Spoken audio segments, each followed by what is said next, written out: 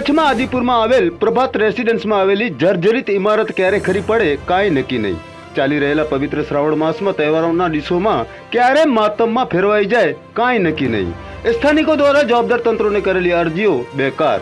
જવાબદાર તંત્રના અધિકારીઓ કહે છે કે આ પ્રભાત રેસિડેન્સી એરિયા અમારા અંડરમાં આવતી નથી. જ્યારે વોટિંગના સમયમાં હવે સ્થાનિકો દ્વારા શું નિર્ણયો લેવાય છે એ તો સમય બતાવશે. કારણ કે વોટિંગ ટાણે નેતાઓ આવા વિસ્તારો દેખાય છે અને કામ ટાણે નહીં. જુઓ સાંભળો પ્રભાત રેસિડેન્સમાં રહેતા સ્થાનિક ચંદ્રિકાબેન આચાર્ય શું કહી રહ્યા છે. ચંદ્રિકાબેન આચાર્ય છે.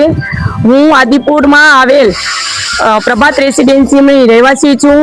અહીંયા અમારી સોસાયટી બહુ સરસ છે, પણ અહીંયા એક જર્જરિત મોટી ઇમારત આવેલી છે જે ક્યારે પડી શકે, એકદમ જર્જરિત છે અને અમારા બાળકો નાના નાના અહીંયા રમતા હોય છે.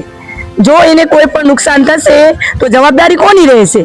અત્યારે બિલ્ડિંગની એવી કન્ડિશન છે કે ત્યાંથી ગટર લાઈનનું પાણી પણ નીચે ઉતરે છે. અમારો એન્ટ્રીસ એરિયા છે જ્યાંથી અમે પ્રવેશ કરીએ છીએ ત્યાં પણ કાયમની રીતે પાણીનું વહેણ ચાલુ જ હોય છે, ગટરના પાણીનું.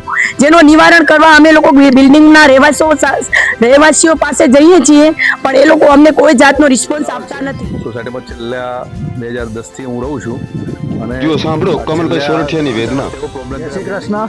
મારું નામ કમલ સોરઠિયા છે. પ્લોટ નંબર 23માં મકાન નંબર 23માં રહું છું. ઘણા ટાઈમથી રજૂઆત કરી છે. આ ગટરની ને પાણીની કોઈ ધ્યાન નથી આપતું.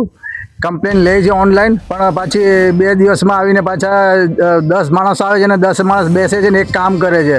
બસ કામ કરીને નીકળી જાય છે. કોઈ વ્યવસ્થિત કામ થતું નથી. આ ને બાકી આ બિલ્ડિંગની કેટલા ટાઈમથી અમે બિલ્ડિંગવાળાને કહીએ છીએ, કોઈ માનતું નથી. જેમ તેમ બોલે, ઝઘડા કરવા આવે છે ને કોઈ આ બિલ્ડિંગ ગમે ત્યારે ધરાશાયી થઈ જશે, નીચે છોકરા રમતા હોય, જવાબદાર કોણ રહેશે? નગરપાલિકા, મહાનગરપાલિકા, કલેક્ટર કોણ લેશે? આ પ્રેમથી અમે તમને સમજાવીએ છીએ, नहीं तो પછી આ ચમકી તરીકે ધમકી તરીકે उपयोग लेवामां आवे। राजधानी है, 10 साल से इधर बैठे हैं। इधर गटर की प्रॉब्लम, पानी की, कचरे की, सब काम की इधर परेशानी कोई सुनाई नहीं है।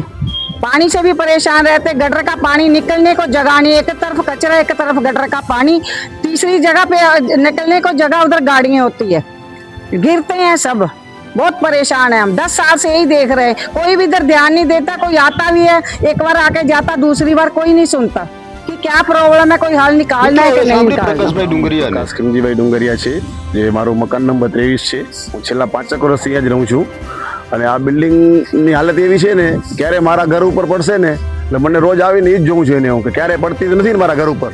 મારે અહીંયા ગાડી પાર્કિંગ પડી હોય છે, મારા છોકરાઓ અહીંયા રમે છે, અને બીજી વાત આ બિલ્ડિંગ સાવ જર્જરિત છે અને કોઈ ધ્યાન આપવામાં આવતો નથી। ભાડુતી છે, એ લોકોને વારંવાર કહીએ તો એ કે અમે ભાડુતી છીએ, મકાન માલિકને કીધું છે। બીજું કે આ મકાનમાં પાર્ટીઓ થાય બેઠી, એ જ્યારે પાર્ટીને કહીએ છીએ, પોલીસને ફોન કર્યો તો ત્યારે ભાગી જાય, આ સમજ તત્વો આવે છે। અને રવિવારના તો ડેલી હોય છે, પોલીસને ફોન કરીએ તો આવી ત્યાં સુધી એ લોકો ભાગી જાય, એ લોકોની વાતગાટ છે ખબર નહીં શું। અને બીજો અમારો જાહેર રસ્તો છે, જેના માટે અમે બોલાવ્યો છે મીડિયાવાળાને, કે આ ગટર અહીંયા 24 કલાક ચાલુ પડી હોય છે અને હમણાં પણ ચાલુ છે। આજે કરી ગયા છે, બસ કાલે પાછું ચાલુ। ન્યૂઝ ચેનલ રિપોર્ટર દિલીપભાઈ સીજુ સાથે મનોજ રાઠોડ છે।